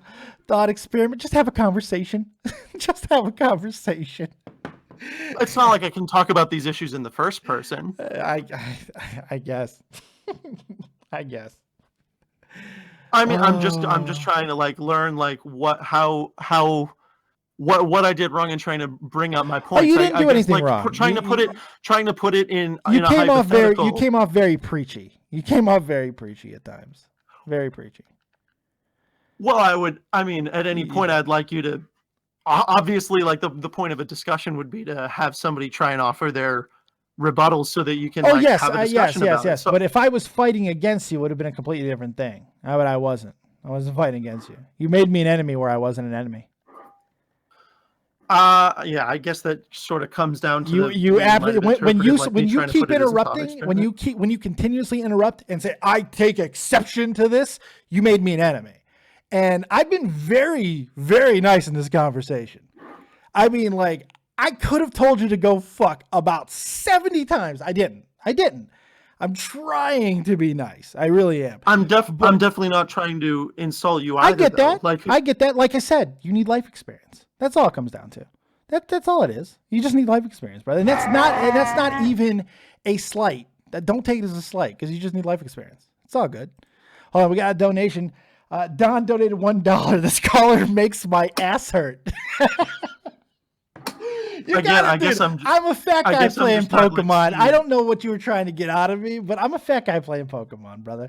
You know, I'm not claiming to be exceptionally smart. I'm not claiming to be exceptionally insightful. So it's just kind of, I just don't know exactly what you were trying to accomplish during the course of this conversation, but I appreciate it nonetheless. The only things that I was getting at in any sort of sense was that I thought, you know, when you were talking about expecting violence. No, not the point I was trying to make there is people that say those things aren't smart enough to expect that violence. I think that's a very, very, very short-sighted thing to say, but it's all good, man. Because I mean, you're thinking anybody who thinks in that sense is basically a fucking primate. Like, violence does not necessarily equate to lack of intelligence or primeval fucking thought. I mean, sometimes when you are raised in a certain way, you can be one of the. I've seen lawyers, full-fledged 8-9 year college educated lawyers stomp people out for being called the N-word. I mean, it's not about that, man. It's just and you just think it doesn't have, like, no, I'm not trying to say this in an accusatory way. Like, tell me earnestly, you don't think there's any value at all in trying to assess whether that was appropriate or not. Like, that doesn't have any ramifications in the real life. Like, it's gonna happen. It's gonna happen. Have I ever said that? No, I've never. No, well, when I was trying to talk about those parts earlier about trying to assess like whether that should happen or not, your response was that whether or not it should happen, that doesn't matter, because in real life, then you cut off. Yeah, well, cut off. you were saying in real life that should be expected. Sure, by the individual saying it, yes, going into a situation. It's in the military. If you do join the military, you're going to learn this phrase. And this is by far the most fucking painful and boring conversation I think I've ever fucking had on this stream. And I'm really mad at you over that we've had this long conversation over this, because it's so stupid.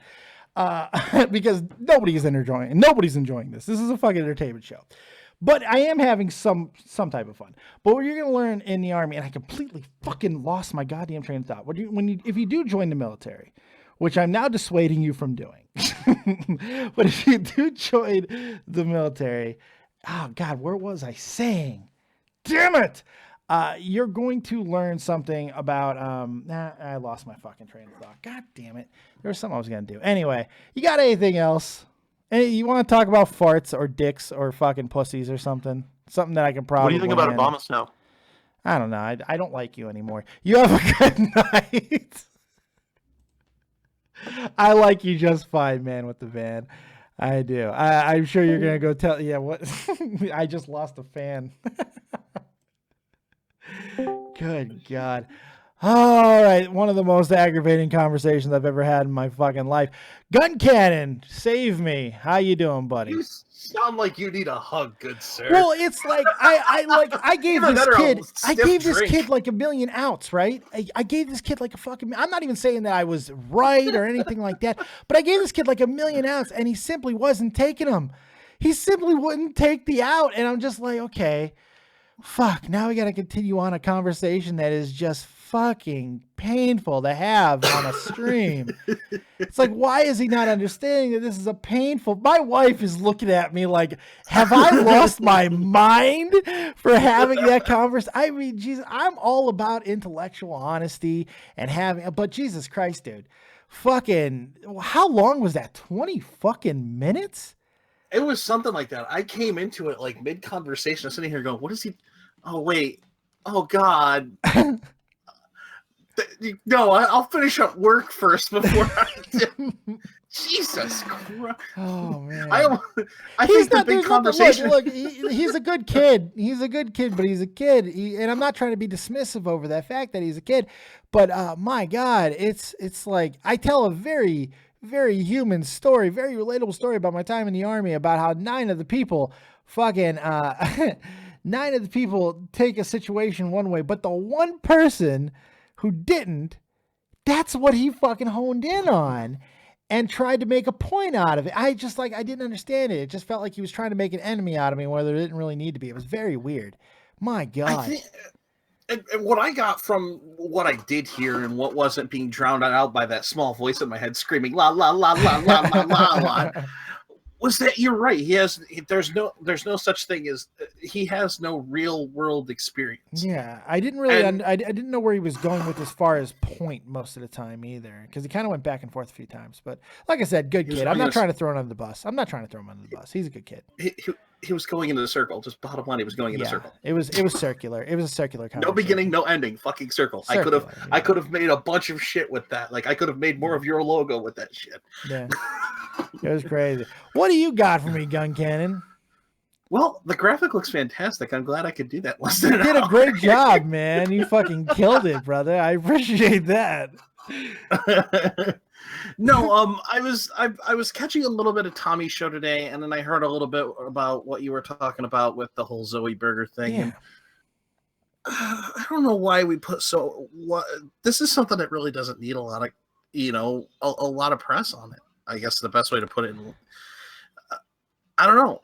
I feel like these kind of conversations they keep coming up for no reason.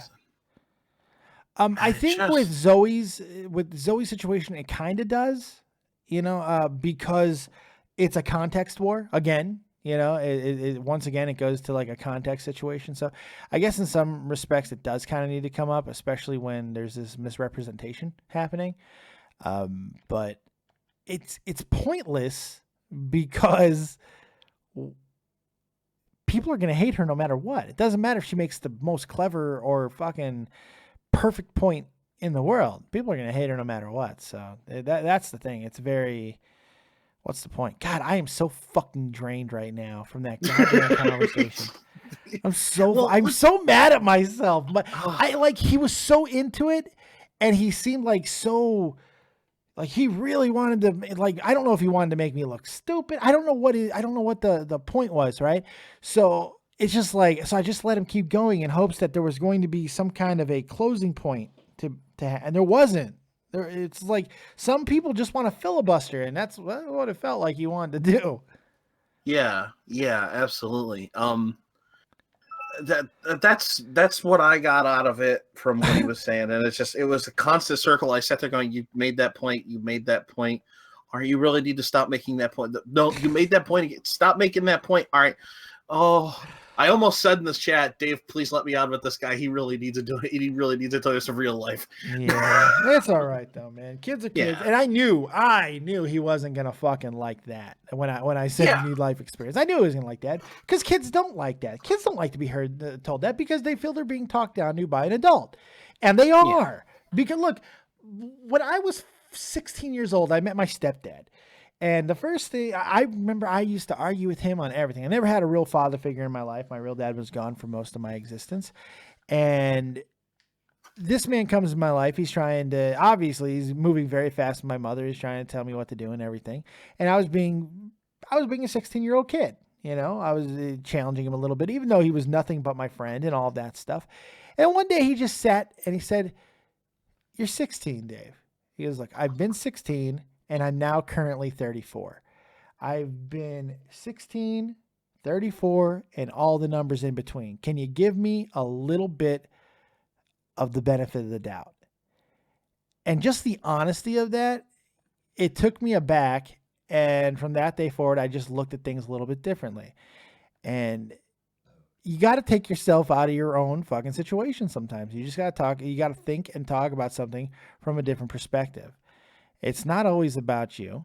It's not always about how you feel or trying to, I don't know what I'm still confused. I don't know what this kid was trying to do.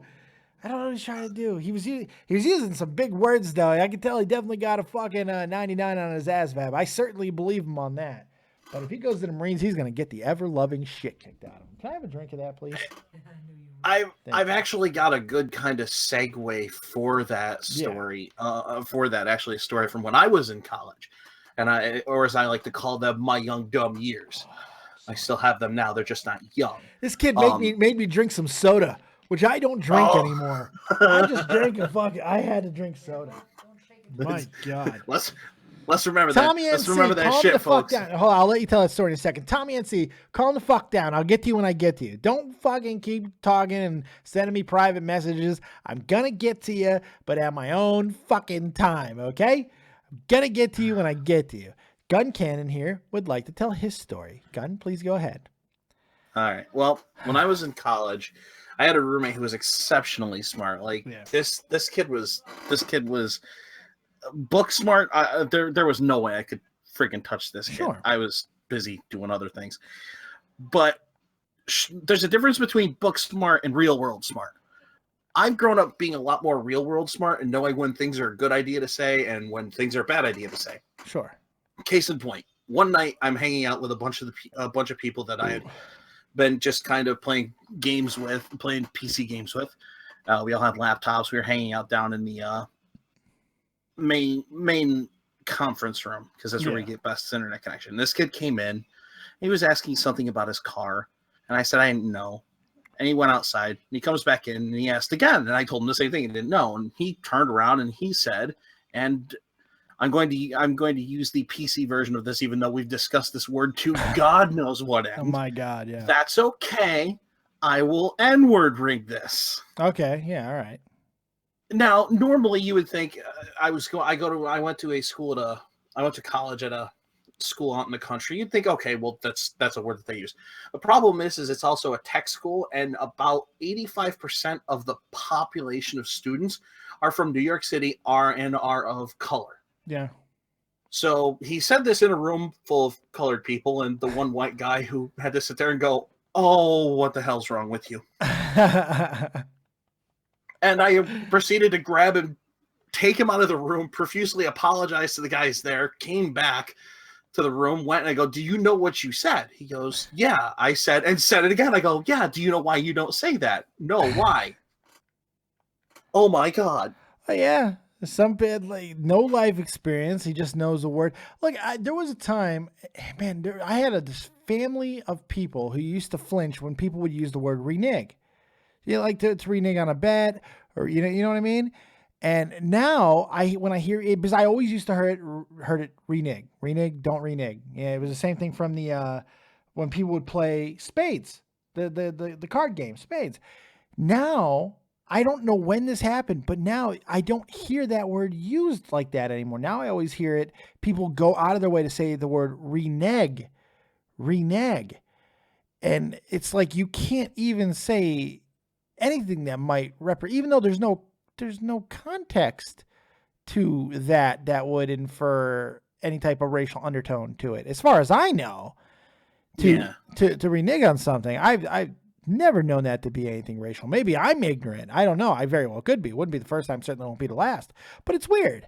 It's just weird. It's just like people are so afraid of everything. But yeah, that kid was definitely had no experience. Yeah. And you probably saved him from getting beaten up. You're very welcome. You saved him from an ass whooping. My God. Pulled him out of that room. And you know what? I mean, he just never had anybody tell him that was not a word that he should have used. Yeah. And it's funny because I actually got in contact with him like a year or so ago, and I asked him about it. I go, do you remember what you said? He goes, yeah, and thanks for pulling me out of there, because if you hadn't, I think they would have tacked me up. I'm like, no, they wouldn't have tacked you up, but man, I would have had a lot of explaining to do to the medic as to why they're all standing there going, no, he deserved this. Trust us. Yeah, right. All right, I'm going to go ahead and bring in Tommy NC before he has a complete fucking conniption, all right? No, that's fine. I saw that too. I was going, oh boy, here we go. It's right, Tommy time. You have a good night, Gun. You too. Take it easy. All right.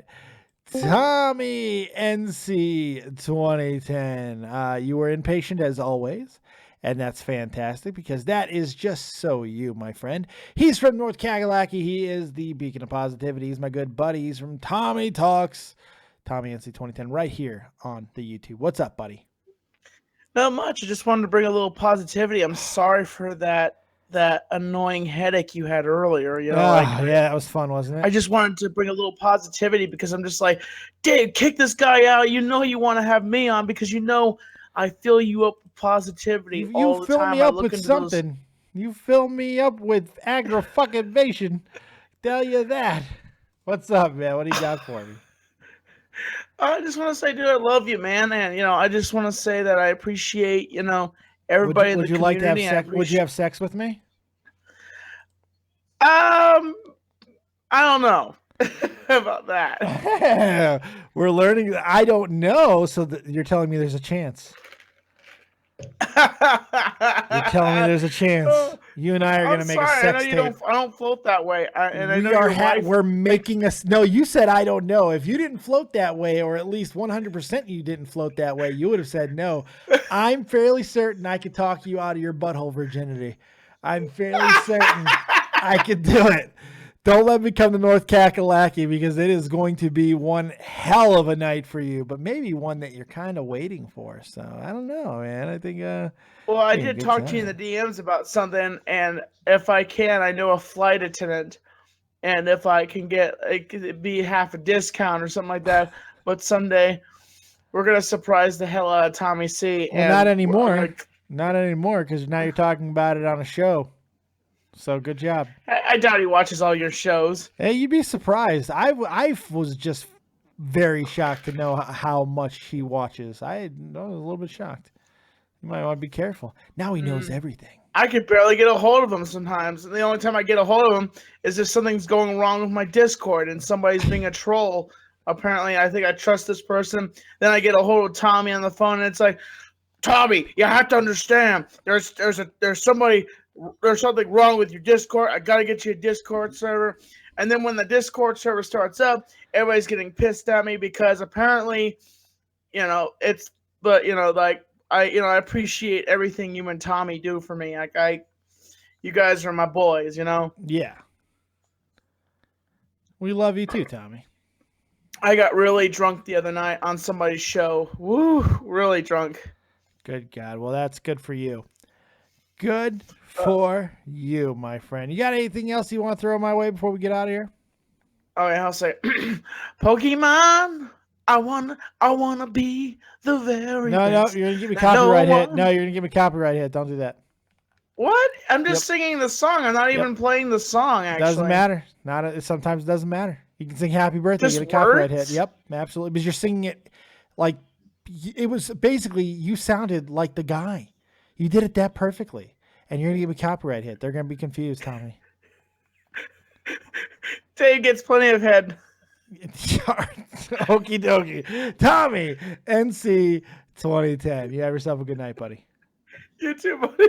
Good God. Yep, there's the cackle. Oh, God. I need a good conversation. I just need with somebody that I really genuinely like, who's not going to try and like beat me in a conversation or anything like that. Just a good bloke. That's why we're bringing in Pav the Englishman. What's going on, my friend? What is good, Dave? What is good? Oh, I'm fantastic. You want to make me look stupid? Not really, no. Oh, good. Okay, that's good. So I get back from wrestling training at 7 o'clock this evening. Okay. And I have my dinner, and I'm floating all over Facebook, and then I see that the new WWE Hall of Fame inductee announced as being Beth Phoenix. Yeah.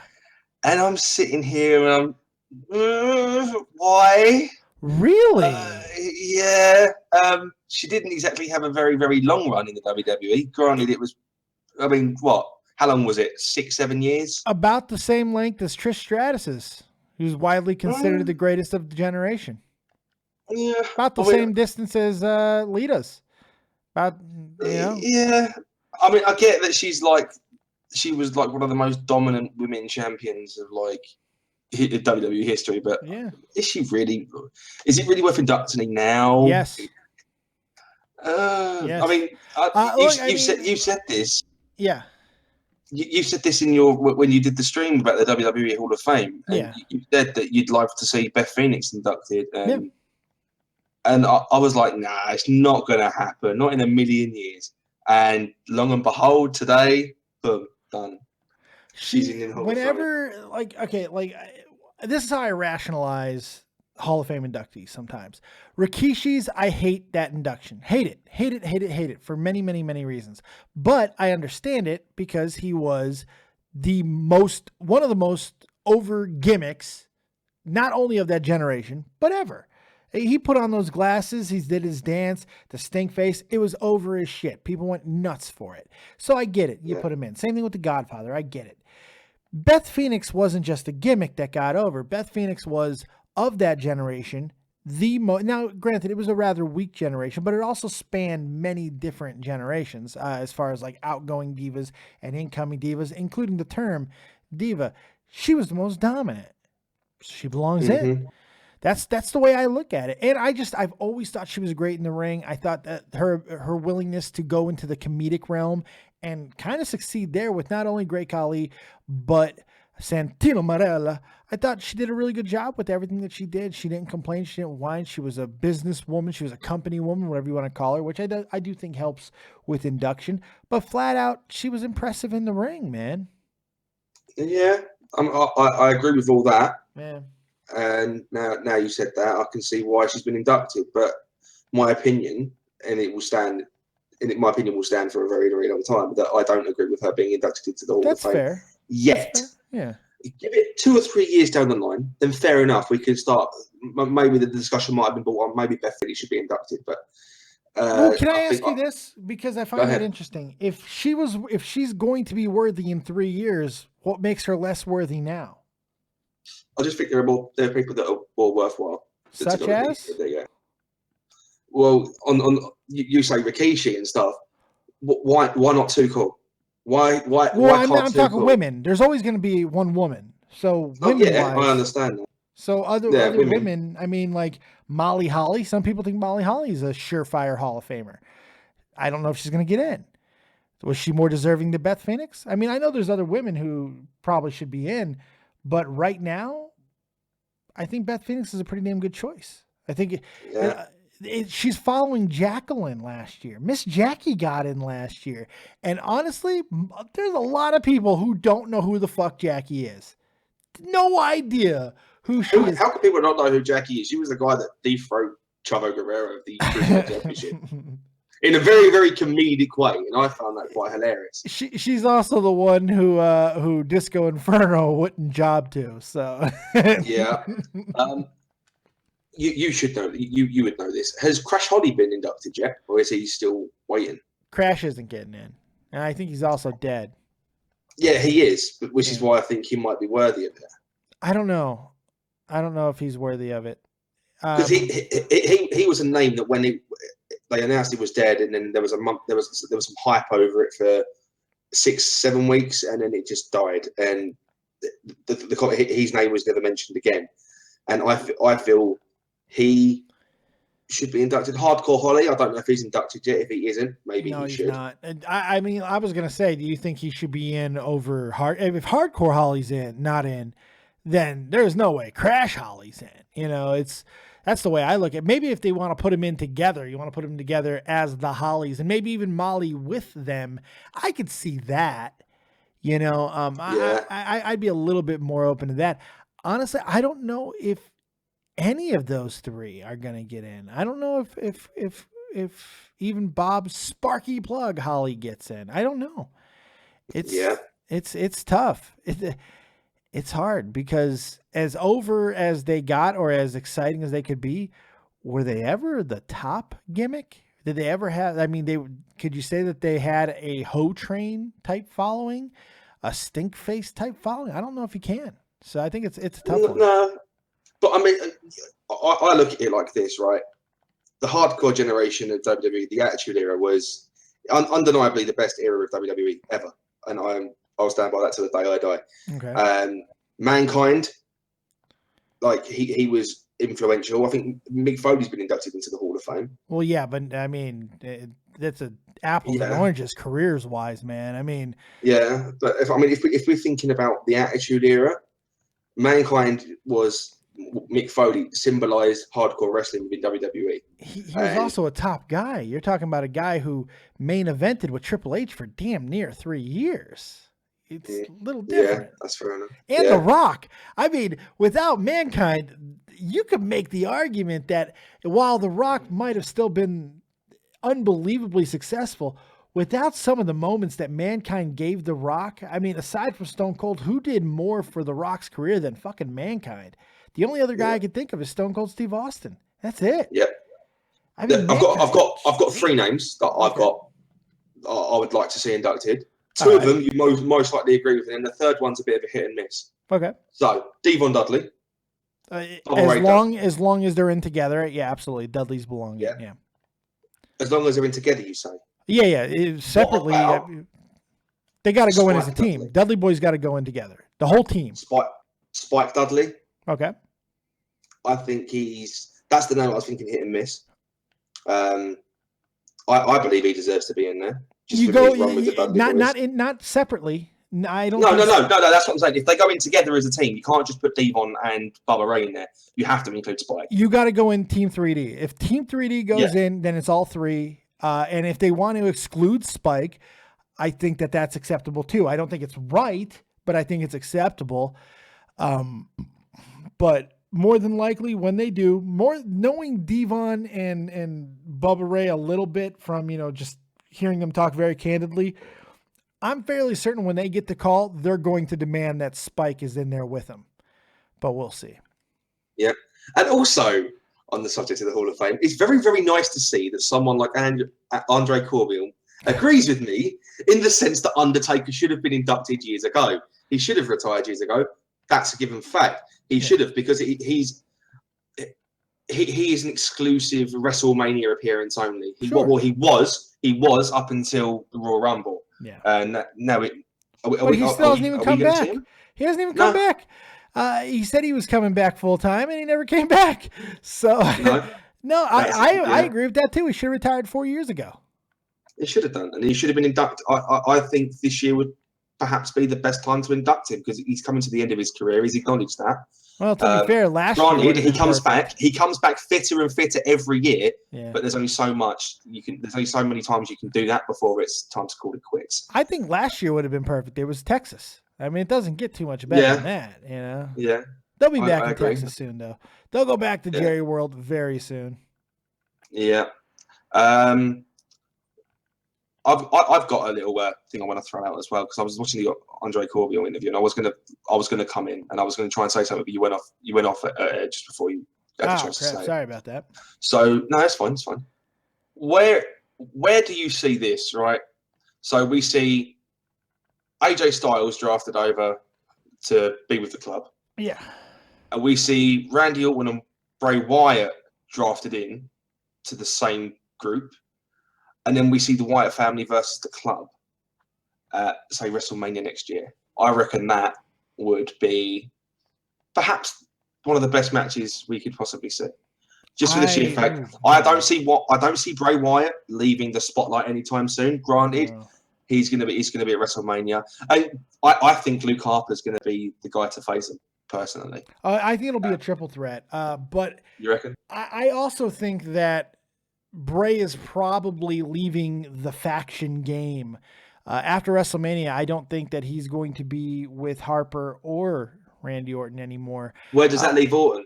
Where does that? Where is Randy's still Randy. He'll probably going to take some time off. I've been hearing a lot of that lately. That Randy is going to be taking some extended time off again. He's coming to the end. He's 37, 38. You know, he's coming to the end. It shocked a lot of us though when he turned around and said that I will not face Bray Wyatt at WrestleMania when he openly said that. That was awesome. When he said that, like, the whole storyline was it was meant to be Bray Wyatt versus Randy Orton at WrestleMania for the title, and it was meant to start off a feud between them two. And then they literally turned it on its head, and they said, "No, Randy Orton's not going to face Bray Wyatt. End of story. It's going to be between those three." I know it's Luke Harper and Bray Wyatt. I can't remember who the third one is for the life of me. Yeah, he dropped to his knees too, which I really liked. I like when he actually knelt. And I thought that was really cool. Yeah. Something happened today, well, the last couple of days, that kind of changed things, potentially. And I wanted to talk about this. I'm kind of glad you're here because it gives me somebody I can bounce ideas off of when it comes to this situation. The Hardys. The Hardys have officially now not re-signed with TNA. Yeah, that's true. And nor is Drew Galloway either. Drew Galloway is officially departed. The Hardys have not as of yet. But the situation with the Hardys is interesting because they had a contract that they were very happy with. This is all the reported news. I don't know if any of this is true, but they had a contract that reportedly were very, very happy with back in December. They didn't get the final paperwork, and they started to get upset at the fact that they were not being treated the way they felt they should be treated. So after some more conversation, after some new management started rolling in, they made some simple requests, or at least they feel that they were simple requests. And when the paperwork came back, basically things were changed. And they're not happy about this, which is completely understandable. Some of the big things that were changed was Matt will not have creative control. There was a lot of talk that Matt was going to be offered a job in creative, but now with Jeff Jarrett being brought back in and bringing Dutch and Scott D'Amore in, there's no room for Matt. So all things have changed with that. They've also changed things with their outside bookings. TNA wants 10% of all outside booking money, which was not in the contract before either. So the Hardys are pissed. And it is looking very likely that not only are they not going to resign with TNA, but they may not even be able to drop the belts because they're tag team champions. They may not even be dropping the belts now. It's come to that point, which I find very interesting. So now all of the questions are going to, are they going to go back to WWE? And if they are, is it going to be before WrestleMania? This changes some shit. It's kind of crazy. It's kind of crazy. And I don't know if it changes anything for anybody. It's going to change it for the Wyatts, for this current Wyatt situation, because it's such an obvious crossover with the Broken Hardys and the Wyatt family that they almost have to do it, at least at first, right? That's what it seemed like. So I don't know. This whole situation is fucking bananas. I'm actually going to check right now and see if anything is broken, any more news. Right. Well, eWrestlingNews.com are reporting the big update on the Hardy's future with Impact Wrestling. Matt and Jeff Hardy will not be signing new deals with Impact Wrestling, according to Ryan Satin of Pro Wrestling Sheet. Yeah. The brothers felt disrespected during their contract negotiations and discussions with the promotion, as Impact Wrestling was late on delivering new deals to them. Also, the deals would have seen Impact Wrestling get to approve their indie bookings, as well as the Hardys paying 10% of their commission from those bookings to Impact. The brothers also wanted a creative control clause in the contract. The Hardys may appear on Thursday's episode of Impact Wrestling, which will be on a tape delay to drop the tag team titles. Yeah. If that being the case, do we see them going back to WWE? In a word, no.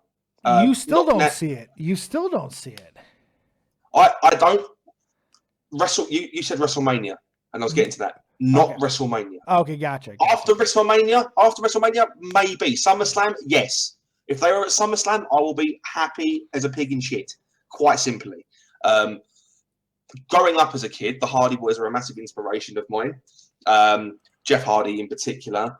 I used to think I was Jeff Hardy when I was a little kid, when I used to wrestle on the trampoline and stuff, and he's been a massive inspiration into why I wanted to get into wrestling in the first place. So I would love to see them at SummerSlam. Now the other thing is, do they come back as the Hardy Boys, or do they carry the gimmick over to WWE and have Brother Nero and Broken Matt Hardy, which I would absolutely love to see, because that gimmick, quite frankly, although they're coming to the end of their careers, let's not beat around the bush here, they are getting quite old. This persona, this gimmick that they both have, is the best gimmick they have ever had. That's insane. That's insane what you just said. I think it is. What you just said is pure insanity. That is pure insanity what you just said. No, man, it's barely working as it is. You name me another time. Before Matt Hardy was Broken Matt Hardy. When did he ever get over? When he was part of the fucking Hardy Boys, when they were one of the hottest tag teams in the fucking world, when they were Team Extreme, when they had Lita, when they're way more over than they are. Dude, they're drawing 300,000 views.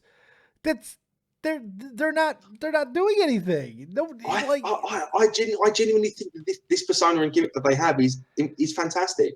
Fair enough. It's a little bit stale.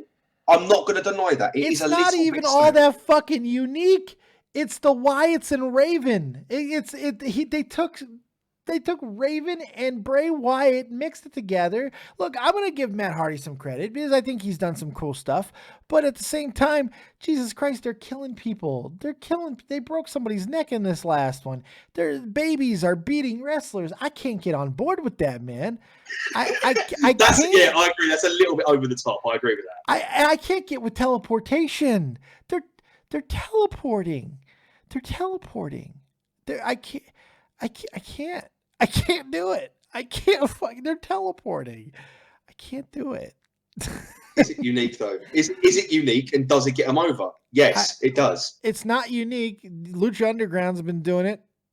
They've been doing fucking weirder shit. Yeah, but we're a Lucha Underground now. There's some serious law accusations going on there. Like, people can't use the gimmicks outside of the company.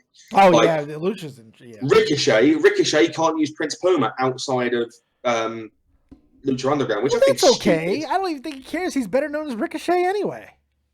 Yeah, exactly. Yeah. But say another federation in Mexico wants to book Prince Puma. He can't take the booking as Prince Puma. He has to go as Ricochet, which completely defeats the object of it being a lucha wrestling show. Well, WWE does it too. But WWE does that shit too. WWE, they own the name. If you own a name, you own a name. It's intellectual property. Even Cody Rhodes is going through this same situation. Hell, that's a name that a lot of people feel that he is more than earned, but unfortunately, that's not really true, because Dusty Rhodes is not the same as Cody Rhodes. Cody Rhodes. Oh, absolutely not. It's not. So I think the WWE is fully in their right to do that, just like I feel like Lucha Underground is in their right to do that as well. It doesn't matter in Ricochet's case. Ricochet is such a big fucking star as Ricochet that I don't think it matters if the way you look at it, he doesn't have to wear that stupid mask. Good. He doesn't have to wear that goddamn mask. Fuck it. Yeah, fair enough. I can see your point. But again. Anyways, I'm going to jump out of here. But before I do, I've just noticed a couple of comments in your chat. Yeah. Pyoxys turns around and says, I like this caller. He sounds like a clown if he was interested in wrestling. Yeah, thank you very much. Yeah, that's very nice. Thank you very much for that. That's high praise. That's high praise. All right, buddy. Pav, you have a good night. Yeah, and you too, man. I'll get back to you like when you're streaming next one. Next time I'll go to training on Sunday. Oh, cool. Let me know what's going on. I'll get back. Yeah, I'll get back to you then, and we'll have a discussion about how my progress is going. So, yeah. I definitely want to hear about that. All right, buddy. You have a good night. One. You take care, man. Take that. Cheers. Let's take one more caller, and then we're going to get out of here. I'm tired. I don't want to play Pokemon anymore. I'm tired. Cock this trash can, bitch. You're live with Dead on Day. What you got? Cock this. You waited. You waited all night. Cactus. You cocked it up. Been waiting all fucking night. Unbelievable. Oh, my God. All right. All right. The last caller will be Blue Mustang Guy. Blue Mustang Guy, you're live with Dead on Day. What you got? Oh, crap. I clicked the wrong thing. I had it paused and ready to go. Then I clicked play. What do you got for everybody? You got something? You know that on Sunday was Daytona 500, correct? Yes, and I did not care. Oh, so I'm not allowed to talk about it? You're allowed to talk about whatever you want. I'm not going to give you a whole lot of time on it because it's fucking racing. Who cares? But go ahead. I'll just divert from that and talk about the liberal who wants to go into the freaking Marines. Okay. Like, I'm 14. I have a mindset of a person far above my age. And you know, by saying that, you automatically just made yourself a target. You got. You said that was very pretentious, but that's okay. Go ahead. I had a massive headache for the whole entire 20 minutes. I didn't realize it was 20 minutes until I went to go check the time counter. I have no idea how long it was. I wanted to kill myself.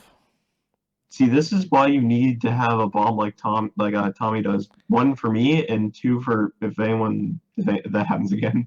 Yeah, it's crazy. I don't know. I'm dealing with stupidity in the chat as well, so I'm trying. I'm sorry if I'm a little fucking unfocused. I'm tired. Of course John Lennon is Joe fucking Martin. It doesn't take a fucking rocket science to figure that out. He's so fucking stupid. Why'd you say his name? I wasn't going to say that fucking twat's name. Well. Fucking, all he wants his name said. That's all he does. He wants his fucking name said. Go the fuck away. Go find a new goddamn streamer. Go find a new streamer. Find somebody else. I don't care. Keep disliking all my videos too, you little cunt. I don't give a fuck. All right, Blue Mustang Guy, what else you got for me? You got anything? I'm tired. I got a question for you. Yeah. You're using an emulator right now to play Pokemon, right? Yeah, I stopped playing, but yeah.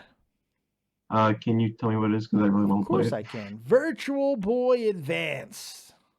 All right, thanks. No problem, buddy. You have yourself a good night. You too. I'm going to go kill myself. That's the rest I know, of right? Night. All right, buddy. Take it easy. I feel bad because I didn't listen to anything Blue Mustang Guy said. The reality is that dude fucking hurt my head. That guy fucking hurt my head so fucking bad. That was horrible. Oh God. It's just like, and I feel bad even talking about the kid because he's just a kid, but you could tell he did not like when I said he needed life experience. It's like, because he was very condescending, and he's like, can you give me an example? It's like talking to Pittsburgh somebody. Can you tell me when I was condescending? Right fucking now. Right now, you're being condescending. Chris Payne, why did you kill Too Tall? Shut up, Chris Payne.